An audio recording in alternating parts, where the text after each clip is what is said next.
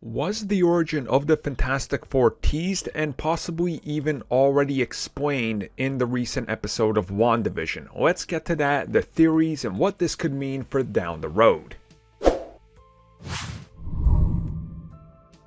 So as many people pointed out in the 4th episode of WandaVision, when we start to get into the details of what exactly was happening in the MCU when it relates to S.W.O.R.D., how the snap and the blip affected the world, we get more details on S.W.O.R.D. as an organization and what they brought to the forefront and what they are bringing to the MCU. Now, during the dialogue, we have the director of S.W.O.R.D. talking to Monica, and he explains, and I quote, "Lost half of our training personnel in the blip." And this is when he's talking about their space program and the astronauts that were lost in space. Okay, so here's the working theory, and that is that this is how they explain the Fantastic Four. Now, I think it's interesting because this could honestly work. Can you imagine if the first Fantastic Four movie in the MCU is the Fantastic Four lost in space? Like, that's the angle you take with the story. They're lost in space. Now, how exactly does this happen if they were lost during the blip? Well, you can always use like sci-fi jargon.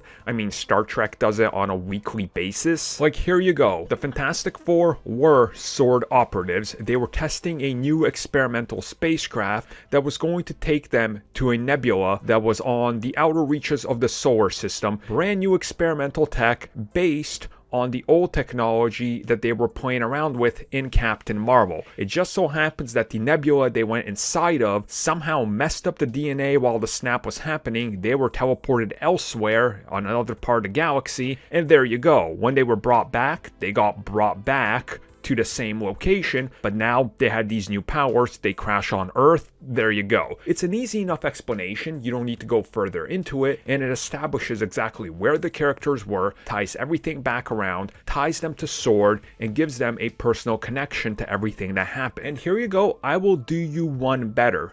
The post-credit scene of Spider-Man 3. This is the post-credit scene I would put in there because it's John Watts directing the Fantastic Four movie. It's Peter Parker, and he's looking over New York. Maybe he's joined by an Avenger or two because of his crazy, whole multiverse hopping thing that just happened. Fine, here you go. He's joined by Doctor Strange. They're talking at the Sanctum Sanctorum.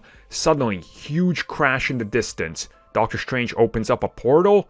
They exit right through it. Right there, experimental spacecraft. It has the S.W.O.R.D. logo right on it. The latch opens up and we see a stone hand of something bust through it as the camera cuts. It's the Thing.